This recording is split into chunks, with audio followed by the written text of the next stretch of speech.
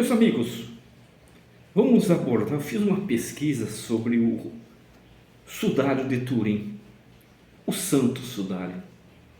Seria uma farsa essa relíquia de pano que envolveu o corpo do Messias?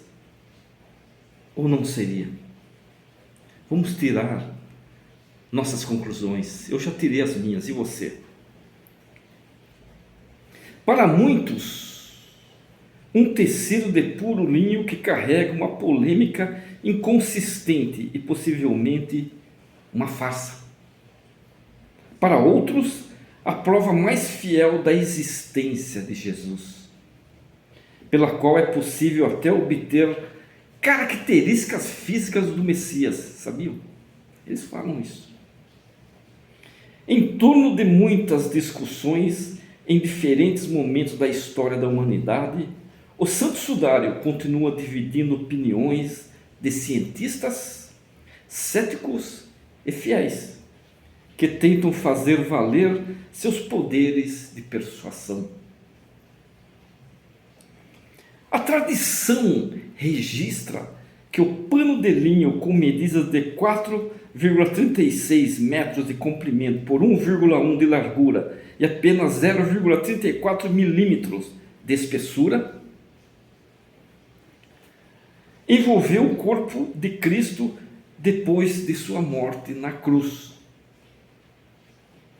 Apesar de ser verídico o protagonismo do sudário ter ocorrido há mais de 2000 anos, o primeiro registro de sua existência vem de 1354, quando a relíquia, sob o poder do conde Geoffrey de Charmay, foi doada a uma igreja de Lirey, na França. Depois disso, ainda teria sobrevivido, entre aspas, a um incêndio em 1535, motivo pelo qual foi mandado para a Catedral de São João Batista, na cidade cujo nome foi incorporado à própria denominação do sudário, ou então Sudário de Turim. Ele permanece em Turim, exposto na comuna italiana, atraindo visitantes do mundo todo sem exageros. Já na Bíblia, o primeiro relato está no Evangelho de Marcos, que detalha como o corpo de Cristo foi tirado da cruz por José de Arimateia, sendo enrolado em um pano de linho para posteriormente ser colocado no sepulcro. E nunca mais houve notícia da relíquia, isto é, até que os relatos voltaram a aparecer no século XIV. Para os cristãos que veem a peça como um resquício da vida do Messias, não há muito o que questionar.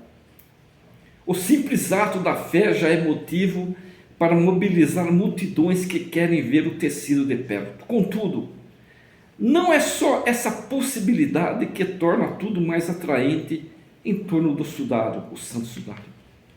As desconfianças também colaboram para que o assunto nunca saia de cena. Muita desconfiança. Embora uma conclusão pareça estar muito distante.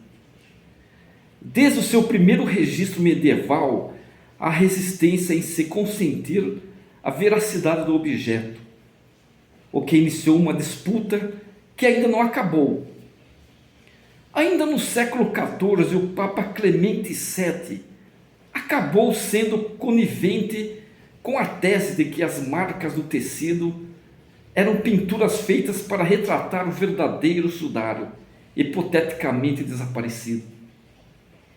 Outro relato que sobreviveu à modernidade nos explica que o bispo francês Pierre d'Arcis escreveu para o Papa Urbano VI a fim de denunciar que o sudário havia sido pintado, que também foi refutado algum tempo depois, já que após uma das primeiras análises realizadas no século XX, concluiu-se que seria impossível que a imagem estampada se tratasse de uma pintura.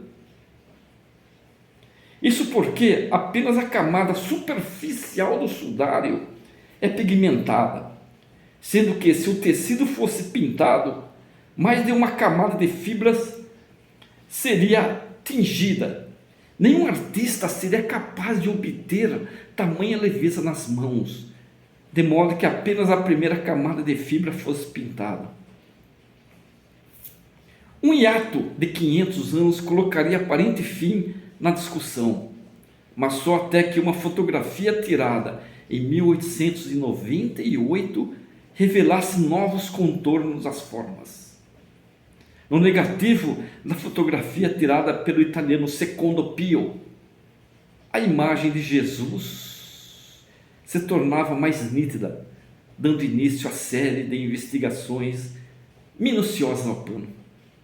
Depois de quase um século, a análise do Santo Sudário deixou de ser especulação para cair em mãos de peritos, momento no qual as evidências palpáveis começaram a surgir, abrindo espaço para diferentes rodadas de debates em que os argumentos convincentes, em um primeiro momento, pareciam não resistir à sabatina dos opositores. Só para citar um exemplo, o método de datação do carbono 14 mostrou que a peça havia sido elaborada entre os séculos 11 e 12, ou seja, mais de 1000 anos depois da morte de Cristo, teoricamente derrubando a tese de que se tratava do tecido que envolveu o corpo de Jesus após a crucificação. 1000 anos depois de Cristo, impossível. Contudo, muitas outras hipóteses apareceram para o fato de a datação por carbono 14 não ter fornecido o resultado esperado. Entre elas, a existência de um verniz produzido por bactérias que teria alterado o exame, bem como o incêndio de 1535, que modificara a composição do tecido e, consequentemente, o teste de carbono 14. Portanto, um resultado concreto deve levar alguns anos até que seja aceito pela comunidade científica, o que, de fato, não interessa muito àqueles que creem. Eu fiz um pequeno aparato, uma pequena pesquisa sobre o Santo Sudário. Espero que vocês entendam e tirem proveito.